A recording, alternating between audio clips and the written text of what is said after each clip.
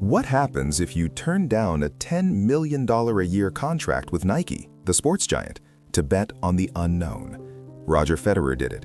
In 2018, he let his deal expire, signed with Uniqlo for $300 million over 10 years, brought back his iconic RF logo after a legal battle, and invested in On Running, turning it into a billion-dollar brand. While winning 20 Grand Slams on the court, off the court, he built an empire valued at more than $1 billion. This is the story of how a legendary tennis player became a master of business, with lessons that anyone can apply. If you like it, subscribe, like, and comment below.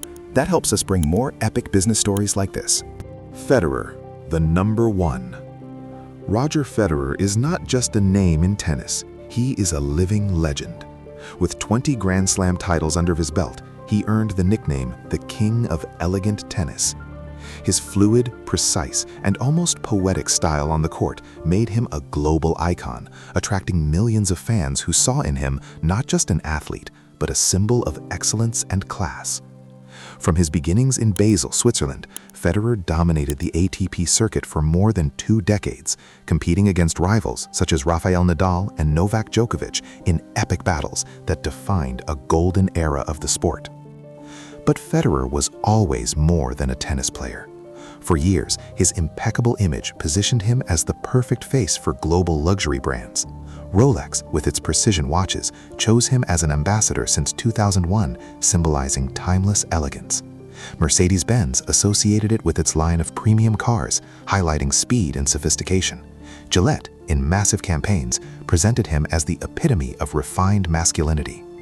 These alliances were not accidental. Federer selected partners that aligned with his personal brand, generating millions of dollars in income beyond tournaments. In 2022, Federer retired from professional tennis after an emotional performance at the Laver Cup, accumulating more than $130 million in tournament prize money alone, a record figure at the time. However, this sum pales in comparison to the true fortune he built off the field. While other athletes settled for passive sponsorships, Federer transformed into a shrewd strategist, a visionary entrepreneur, and a master at building personal brand. He understood that his legacy did not end with the last point won, but extended to a diversified business empire where every move was calculated as a perfect backhand. This story reveals how Federer went from being a sports champion to a business titan, investing in emerging brands, negotiating landmark contracts, and protecting his identity with legal veracity. It's not just about money, it's about vision, independence, and the art of turning fame into an enduring asset. Throughout this video, we'll break down his master moves, from rejecting Nike to his bet on running, showing valuable lessons for anyone who dreams of building their own empire. Because Federer didn't just play tennis, he played the long term. Nike stage, the birth of a personal brand. It all started in 1994, when a young Roger Federer, just 13 years old and an emerging talent in junior tennis, signed his first contract with Nike. The American brand saw in him a potential star and equipped him with clothing and footwear, betting on his rise. Federer, who came from a modest family in Switzerland, found in Nike a partner that would propel him to global stardom. As he won junior tournaments and entered the professional circuit, the deal grew stronger, becoming a symbiotic alliance. Federer wore the swoosh at every Grand Slam, and Nike gained visibility in the world of premium tennis. Years later, in 2008, the contract evolved into a long-term agreement valued at $10 million per year, extending until 2018. This deal not only covered apparel and footwear, but included bonuses for victories and appearances. It was during this golden era that the iconic RF logo was created, designed exclusively for Federer and intimately associated with Nike. The logo, with its sleek lines intertwining Roger Federer's initials, became a symbol of his personal brand, sophistication, precision, and victory. It appeared on caps, t-shirts, and accessories, selling for millions and reinforcing Federer's image as the gentleman of tennis. Nike invested heavily in advertising campaigns, positioning him alongside legends such as Tiger Woods or Michael Jordan, but with a European touch of refinement. But Nike made a strategic mistake. It didn't shield Federer with a lifetime contract, as it did with Jordan, whose deal with Nike Air Jordan generated billions in perpetual royalties. Federer, on the other hand, was tied to renewable terms, which limited his long-term independence. Despite the resounding success, Federer won 17 of his 20 Grand Slams wearing Nike, boosting global sales of the brand.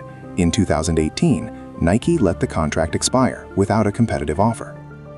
The key financial fact here is revealing.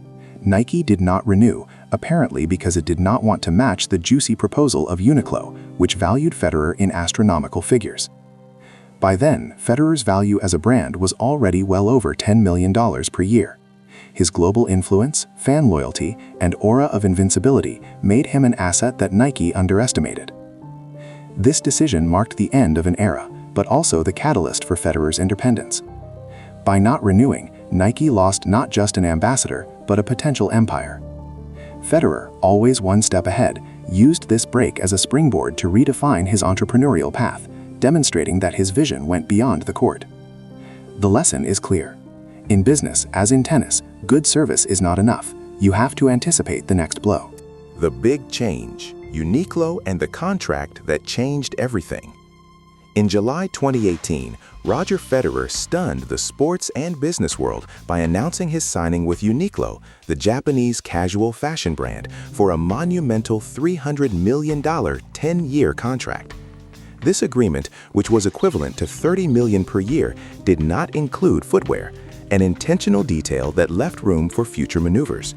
Appearing at Wimbledon in Uniqlo apparel for the first time, Federer marked a radical shift from Nike's aggressive sporty aesthetic to a minimalist, approachable style aligned with the company's lifewear philosophy.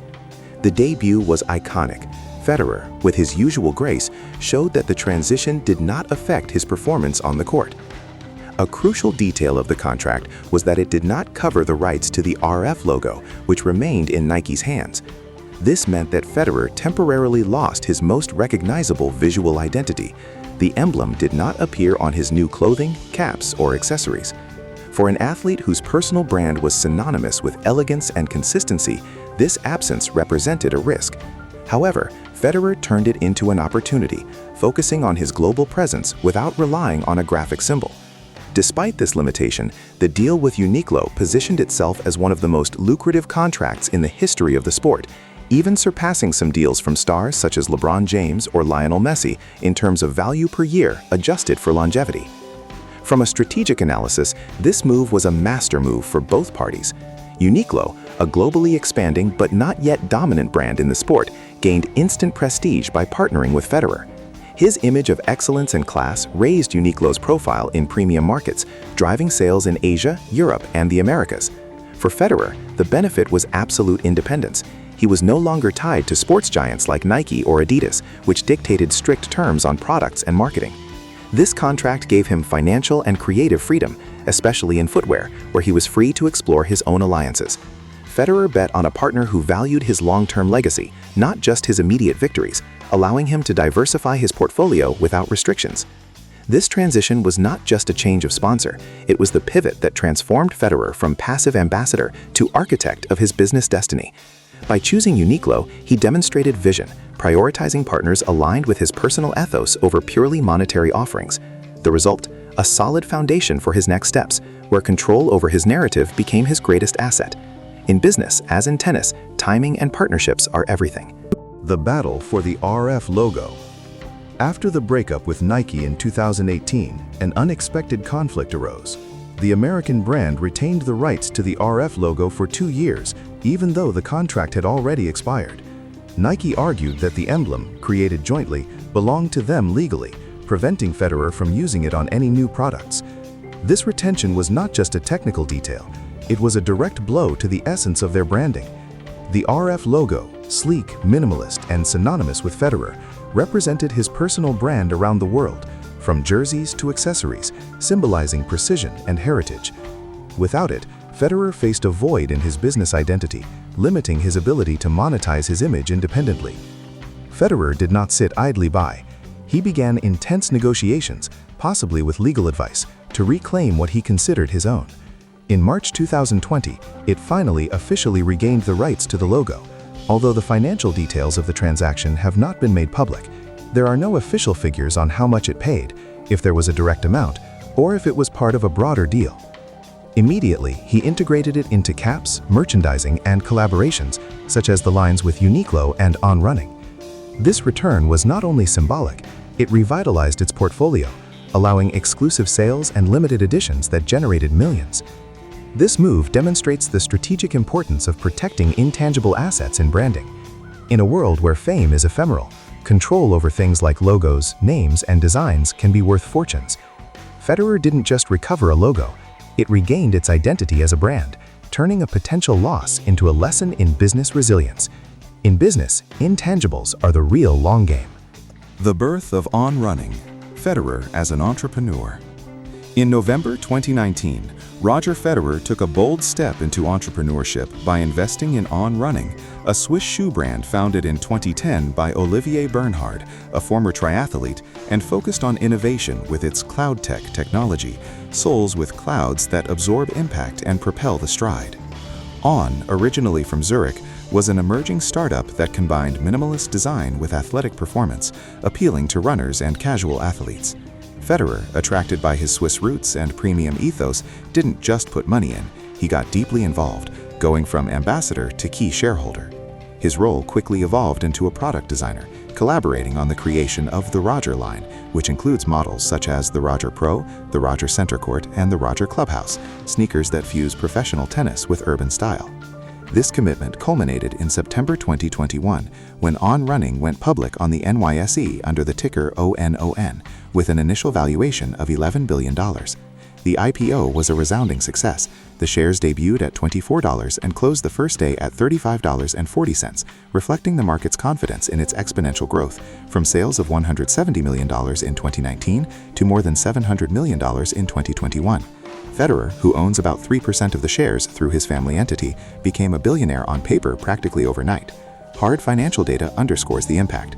Its initial investment is estimated at $50 million, a significant but calculated gamble. After the IPO, the value of its shares ranged between $300 million and $400 million, depending on market fluctuations, an impressive return in just 2 years. The Roger Pro model, launched in 2021, became an icon in the casual and premium tennis segment, with a CloudTech sole adapted for courts, elegant black and white design, and personal touches such as the RF logo. It sold out of global stocks and generated hype among fans and athletes. From a strategic perspective, FEDERER deliberately moved away from traditional sports marketing, where stars endorse products with no real control. Instead, he opted for the product itself, prioritizing quality, innovation, and minimalist design that resonates with his image of Swiss elegance.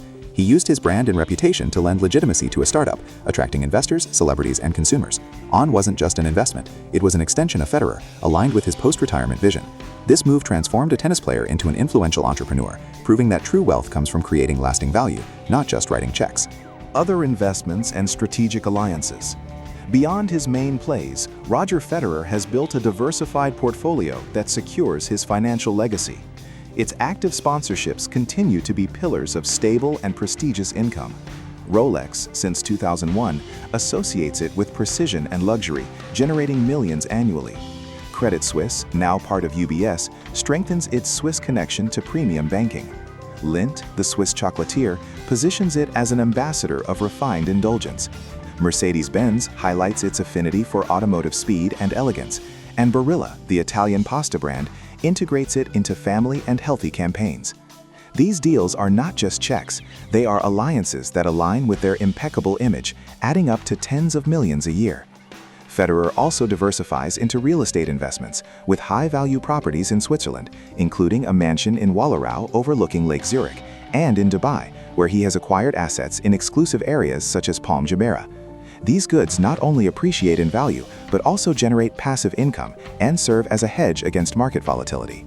Another pillar is the Roger Federer Foundation, established in 2003, which invests in early childhood education in Africa and Switzerland, impacting millions of children. More than philanthropy, it strengthens your good brand image, attracting ethical partners and loyal fans. In addition, FEDERER explores interests in luxury hotels, sustainable fashion, and collectible watches, expanding his network in premium industries. These ventures, although discreet, contribute to his business ecosystem. According to recent Forbes estimates, his net worth has reached $1.1 billion, surpassing the trillionaire threshold thanks to sustained growth in long-term assets. FEDERER doesn't just accumulate wealth, it multiplies it with strategic vision. Branding and legacy. Roger Federer has cultivated his public image with unflinching elegance and meticulous control, becoming an icon beyond the sport. Never embroiled in scandal, he has avoided the controversies that plagued other athletes, maintaining an impeccable reputation that positions him as a symbol of class, precision, and excellence. This neatness is no accident. Federer selects each alliance and appearance carefully, ensuring that they reinforce his aura of Swiss sophistication. He uses his legacy to build a premium brand that transcends tennis, extending from apparel collections with Uniqlo to innovations in technology and footwear with On Running. Unlike stars who delegate their branding, Federer acts as a quiet CEO of his own empire, getting involved in creative and strategic decisions. This approach sets him apart. While athletes like Michael Jordan or Serena Williams shine for their endorsements, Federer integrates his personal essence into products that last, creating lasting value in fashion, lifestyle, and more. Federer understood that a sports career is short, but a personal brand can last a lifetime. While others only played tennis, he played business chess, anticipating moves that catapulted him to legendary status in business. If this story inspired you, subscribe to the channel, like it, and comment below what other business saga you want to see. That helps us bring more epic content where sport and business intersect. See you in the next video.